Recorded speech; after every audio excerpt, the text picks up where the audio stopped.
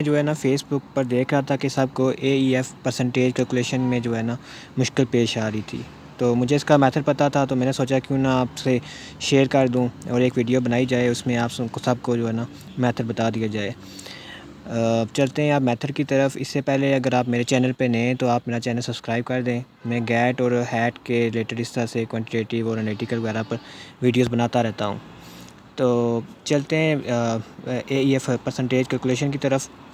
तो मेरे जो मैट्रिक मार्क्स हैं वो हैं 781 डिवाइडेड बाई 1050। तो इसकी परसेंटेज अगर निकालें तो ये आती है 74.38%। तो आपके पास जो HEC की वेबसाइट पर जो एक फार्मूला शीट है उसमें आप, क्योंकि मेरे मार्क्स जो हैं 80% से लेस हैं, तो उसमें मैं लेस दैन 80% वाला फार्मूला चूज़ करूँगा। और वो फार्मूला देखें, ये है अब 10% माइनस ये सारा, ये फार्मूला आप वहाँ से देख लेंगे। तो ये फार्मूला मैंने वहाँ से लिखा है। तो यहाँ पे जो अब 10% है, इसमें आप अपनी मैट्रिक वाली परसेंटेज डाल देंगे तो ये इससे माइनस होकर ये आ जाएगा। और ये 16 माइनस 14 ये 2 आ गया। तो ये आपस में ज़ाब वगैरह करके सारा कुछ, तो ये आता है 15.076। और अगर हम उस फार्मूला शीट से देखें कि ये टोटल कितने मार्क्स में से 15.07 है, तो वहाँ से हम जाएंगे जो उसमें लेस दैन 100% वाली जो उसमें फार्मूला है, उसमें हम पुट करेंगे अपने अब 10% अगर हम उसमें 100 पुट करेंगे, ये अब 10% अगर हम उसमें 100 पुट करेंगे तो उसमें से माइनस वगैरह सारा करके 20.2 आता है। तो इस वजह से मैंने इसको जो है ना 15.076 जो है ये 20.2 में से आया है। एक ही हो गया। तो अगला है हमारा FSC के लिए, HSC के लिए, हायर सेकेंडरी के लिए। तो इसमें यह है कि FSC के मार्क्स, मेरे FSC के मार्क्स हैं 864 डिवाइडेड बाई 1100।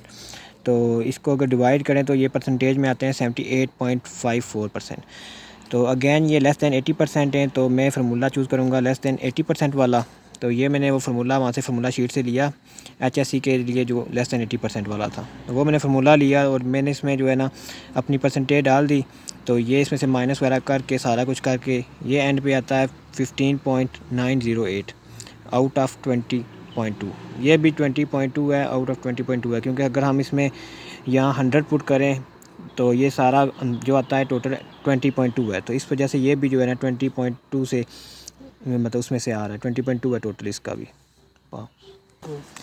क्योंकि मैंने बैचलर की हुई है, मेरी एजुकेशन है बैचलर 16 ईयर, तो मैंने बैचलर 16 ईयर वाला जो फार्मूला शीट है उसमें से जो है ना मैंने फार्मूला उठाए। अगर आपकी MPhil है या PhD है तो आप वो दूसरी शीट भी है उस पर से फार्मूला अपने उठा सकते हैं। बाकी मेथड यही है, जिस तरह ये मैं आपको बताऊँगा इसी तरह आपने जो है ना निकालना है अपना।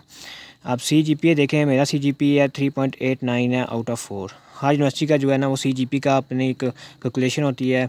किसी की परसेंटेज मतलब 85 होती है, CGPA 3.6 होता है, और किसी की परसेंटेज 80 होती है, उसका CGPA 4 पूरा होता है। लेकिन HEC का जो क्राइटेरिया है वो ये है कि जितना भी आपका CGPA है उसको आप टोटल पर डिवाइड करेंगे, तो जो आपके पास परसेंटेज आएगी यहाँ पे, जिस तरह मेरा 3.89 था उसका मैंने 4 पर डिवाइड किया तो 97.25% आई है। तो ये आपकी परसेंटेज यही है।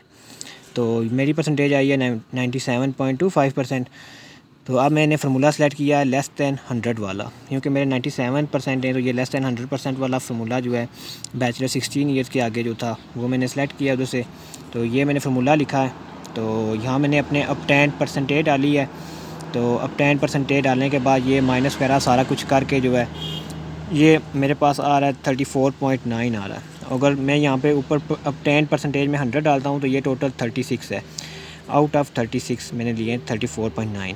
तो अब हमारे पास जो फार्मूला है वो बैचलर 16 ईयर के लिए टोटल जो हमारा एग्रीगेट बनेगा उसमें 50% एकेडमिक होगा और प्लस 50% टेस्ट के मार्क्स काउंट होंगे।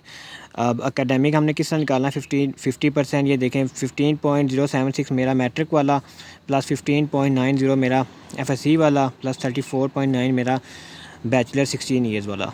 तो ये सारे आगे, और इनके आउट जो टोटल थे ये 36 है, वो 20.4 थे, दोनों उन सबको सम किया, ये आ गया 76.4। तो ये इसको डिवाइड करें 100 से, ये आ गया 0.5 आ गया। तो इसको मल्टीप्लाई वगैरह करके ये मेरे टेस्ट में मार्क्स आए थे 64, तो वो अब हो गए 32। तो ये सारा करके मेरिट बनता है 75.11। तो इस तरह से आप ही जो है ना, अगर आपका एमफिल है जो भी है, तो आप यही फार्मूला इसी तरह यही मेथड यूज़ करके वो आप कर सकते हैं उसमें। अगैन अगर आप मेरे चैनल पर नए हैं तो आप मेरा चैनल सब्सक्राइब करें, मैं इस तरह की मज़ीद वीडियोज़ भी लाता रहूँगा। अगर आपको इसमें भी अभी भी समझ नहीं आ रही तो आप जो है नीचे कमेंट में पूछ सकते हैं, इंशाल्लाह मैं आपको गाइड कर दूँगा।